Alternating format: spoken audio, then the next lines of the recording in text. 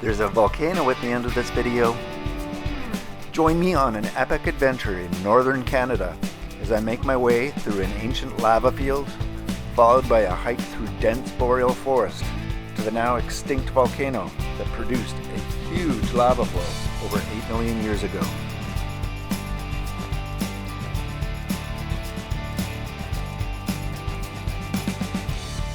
Our adventure starts here in downtown Whitehorse, along the banks of the Yukon River. I'm collecting volcanic rocks here, and it's only taken me a few minutes to gather a huge pile.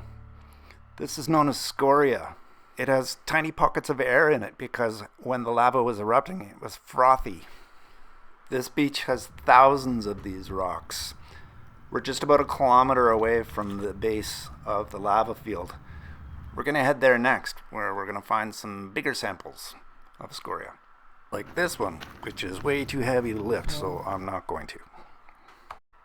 Here we're at the Whitehorse Hydro Dam. It's the lowest part of the lava field. I've highlighted in red here what is part of the lava field. The orange and yellow buildings are part of the dam structure, just for reference points. Here's the same area as seen from above. Again, the red is the lava, and yellow and oranges are the buildings for reference points. The little blue line there, that's where I got this shot from. If you look at the upper right corner of the screen there, you'll see a mountain that looks suspiciously like a volcano. More on that in a little bit. Anyway, for now we're going to say goodbye to the dam and head up river, or past this man-made lake here, to Miles Canyon. So I'm parked here at this lookout point, which you can see Miles Canyon in the background there, and also you can see that mountain there that I pointed out earlier. Spoiler alert, it's not actually a volcano, but it is close by. So Miles Canyon is pretty interesting. It is basalt lava that, as I mentioned earlier, it erupted a little over 8 million years ago, and as the lava cooled, it created these 5 or 6-sided columns that cracked. And when the river eventually came through here, it knocked down a bunch of these columns, which ended up breaking apart and then being pushed downstream by the powerful currents of the mighty Yukon River. Anyway, in continuing our adventure to find the volcano, we're just going to head across the highway here to this little pond that has a few more basalt columns. And then we'll head up this windy road here past Mount Sima, which is our local ski hill.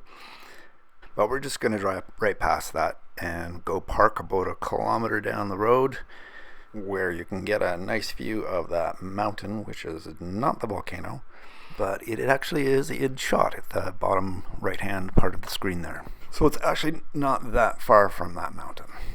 And it's also not that far from where we parked. Here's a better look at it. And I actually should mention, it's not technically a volcano. The term that is used is a volcanic vent. Anyways, we're close, so let's hike in and go check out the volcanic vent. There will be a bit of bushwhacking through this kind of stuff, but the first part is actually pretty easy. You're going to hike up this trail here, about a kilometer or so, and then make your way south, right through the forest until you get to be a cliff.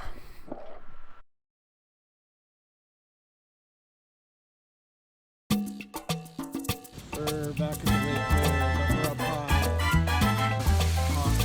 Waterfall down here. And very steep cliffs.